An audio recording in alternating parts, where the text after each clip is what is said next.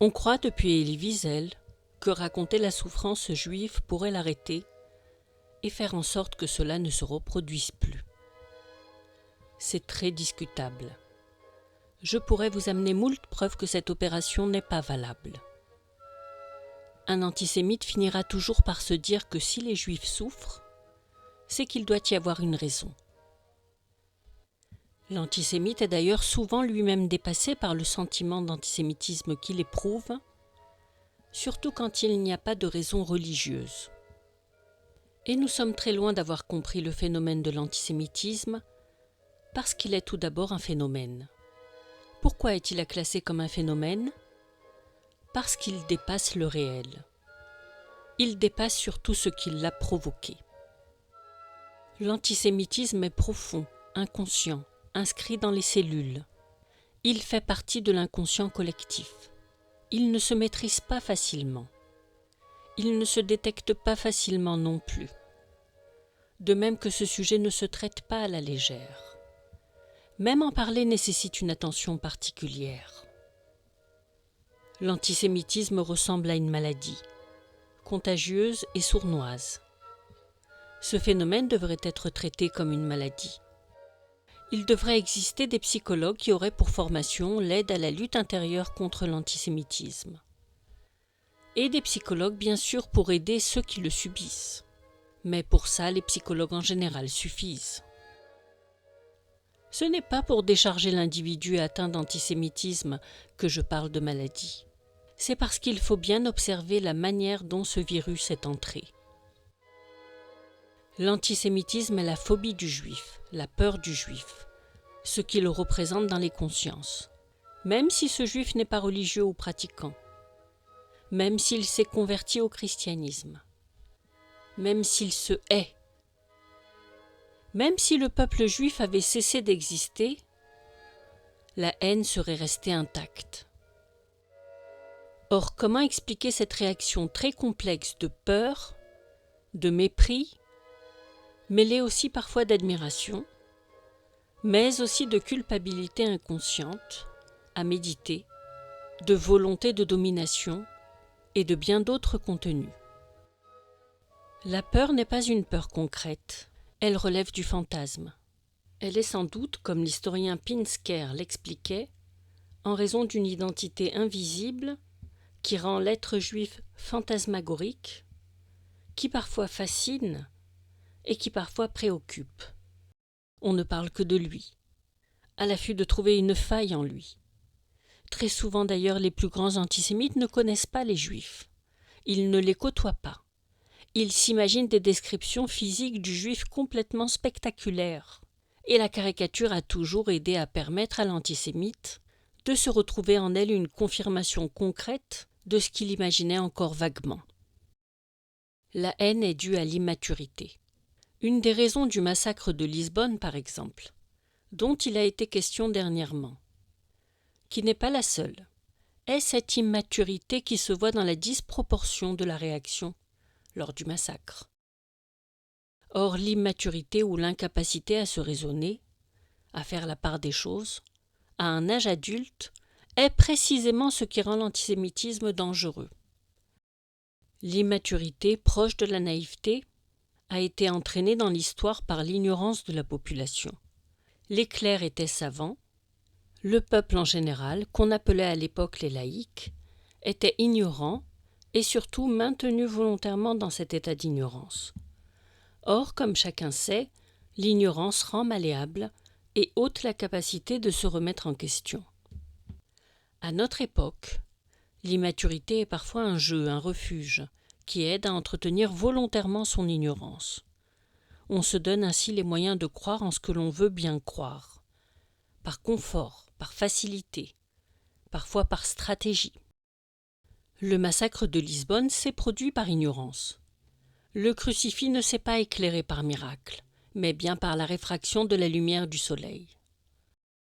Les gens de l'Assemblée voulaient continuer de croire sans raison, sans raisonnement, en niant les causes réelles de l'effet. Et comme une erreur en entraîne une autre, le déchaînement général, qui ressemble à une transe, s'est aussi produit sans motif suffisant. Le plus frappant sont les personnes entraînées dans le mouvement, qui ignoraient encore la raison de la colère de la foule. Elles l'ont pourtant rejoint et participé au massacre spontanément, sans savoir pourquoi. Or, quand la raison manque à justifier un geste, la réponse facile que va se trouver immédiatement l'agresseur est le zèle. Il s'est emporté et s'emporte encore pour plus convaincre, pour dissuader, par sa soi-disant fermeté, par son soi-disant cri du cœur, qu'il a raison, mais dissimule ainsi la vraie raison de son ressentiment. Et bien sûr, ça va impressionner les gens malléables, qui ne posent pas de questions, qui n'ont pas pris cette habitude de détecter ce qui ne va pas, ce qui détonne, et vont suivre, vaincus, conquis, le maître de la situation, qui crie plus fort que les autres, celui qu'ils appelleront l'homme providentiel. Entre le zèle coléreux de la part du meneur et l'immaturité volontaire de la part des suiveurs, se trame un renforcement de la propagande, de l'endoctrinement, qui procure certainement un bien-être spécial, celui de ne pas être assailli par le doute, la contradiction. L'idéologie attire parce qu'elle offre cette possibilité d'y aller d'un trait. Elle offre l'occasion d'être fanatique et en même temps d'anesthésier sa conscience, de se décharger de tout remords, de tout scrupule possible. Dès que se présente l'occasion d'être fanatique, les masses s'y jettent à cœur joie, pour ne pas avoir à réfléchir. Le mépris est dû, malgré l'admiration qu'on peut avoir pour la religion juive, autant liée aux religions anciennes qu'aux religions ultérieures, à la possibilité qu'avaient les populations d'agresser ses représentants, de les dégrader par l'exil, la conversion forcée et la maltraitance continue malgré leur résistance, comme pour minimiser leur apport et infirmer leur valeur. En d'autres mots, le mépris envers les Juifs est un complexe, sûrement impulsé au départ par de l'admiration, sans oublier que le socle commun de la Bible entre Juifs et chrétiens établit à la fois un lien et une rivalité. Ainsi, les discours antisémites ont pour vocation de dégrader, discréditer, et tout passe pour y arriver. Les slogans, les accusations soudaines, les anathèmes, les tentatives par tous les moyens de les faire accuser. Des arguments très pauvres, parfois complètement délirants, sortis de nulle part, auxquels on n'a pas envie de répondre compte tenu de la perte de temps qu'ils occasionnent. La moindre rumeur sur les Juifs qui pourrait les faire accuser est ainsi très prisée. L'antisémite est toujours à l'affût de trouver une faiblesse, une faille, comme si d'ailleurs les Juifs n'avaient pas le droit à l'erreur. Entre autres, souhaitons que ce tabou soit brisé.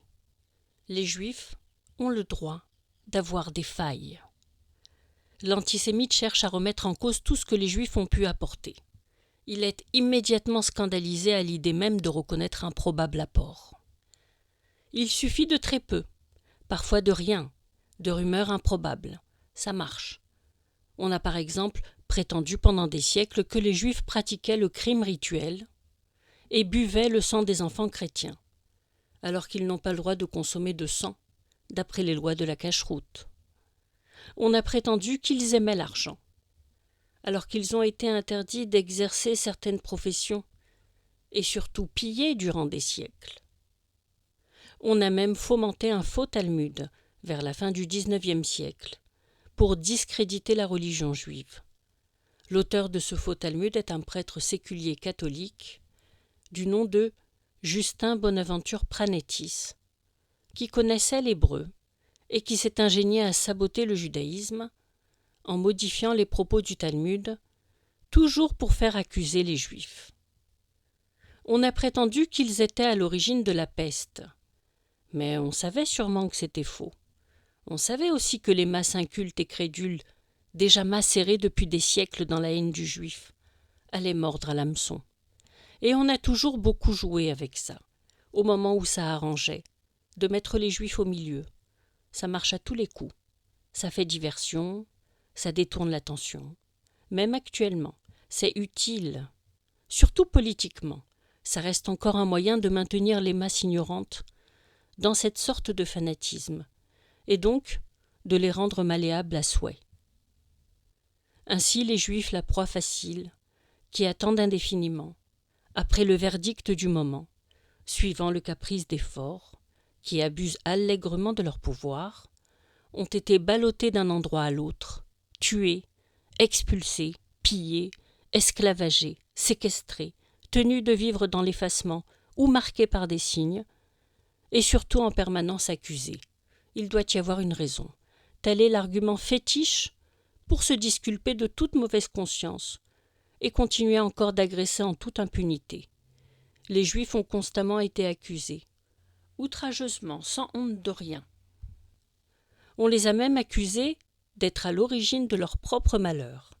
Cette dernière facette de l'accusation est particulièrement affectionnée. C'est tellement plus facile d'accuser autrui que de se remettre soi-même en question et d'affronter son propre échec moral. L'accusation à tout va est une manipulation. Et qui dit manipulation dit intérêt. L'accusation est un véritable moyen pour, en plus de se donner le droit légitime d'agresser et de se justifier aussitôt, mettre les masses populaires à sa solde. En accusant, on gagne en plus de se sentir soudainement plus moral que les autres. Or le zèle des masses l'emporte sur tout. Des agressions de grande ampleur, irrationnelles et grégaires, ont été décrétées ainsi, en jetant l'anathème. Et très souvent, on entend dans les témoignages de ceux qui ont subi l'antisémitisme pendant la Shoah cette parole. Du jour au lendemain, tout a changé. Je n'étais plus perçu pour ce que j'étais. Soudainement, j'étais sale. Soudainement, j'étais juif. Il faut savoir aussi qu'en termes d'accusation, aux Juifs déportés, les foules vociféraient. « Vous avez tué le Christ !» C'est tout ce qu'on a trouvé à dire à toutes ces familles, que l'on conduisait à la mort. Pourquoi ? Pour décharger sa conscience. Quand il n'y a pas de raison, il y aura toujours celle-là. Parfois la manipulation va encore plus loin. On agresse les Juifs et on les accuse de projeter une agression similaire. À ce type d'attaque, d'inversion accusatoire, très à la mode en ce moment, se cache encore un intérêt, celui d'empêcher les Juifs d'accuser, puisque ce sont soudainement eux les coupables, même si la raison n'est pas claire. C'est toi le fauteur, c'est donc pas moi. Le premier qui accuse a gagné. Il se crée un avantage. Il peut d'ailleurs continuer d'agresser puisqu'il se dit avoir raison. Et l'accusé va tenter de démontrer son innocence, mais ne sera déjà plus audible, parce que tout se joue dans un laps de temps très court. De répondre « non, je ne suis pas coupable » est déjà douteux. Se joue alors une partie très insidieuse, qui va d'ailleurs creuser un autre problème et l'enraciner, celui de l'accusation perpétuelle.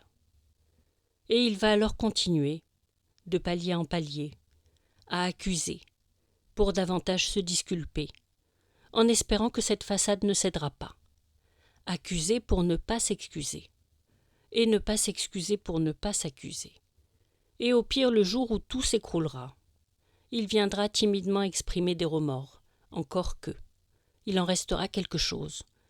On oubliera le mal commis, mais on retiendra l'accusation et on dira « il doit bien quand même y avoir une raison ».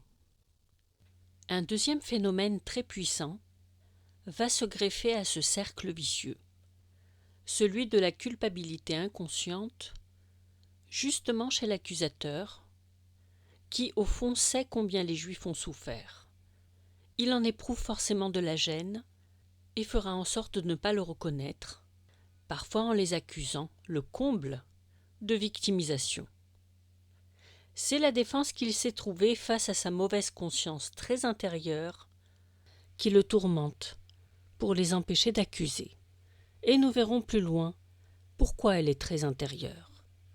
Nous verrons la prochaine fois de plus près ce phénomène de la culpabilité inconsciente. À bientôt.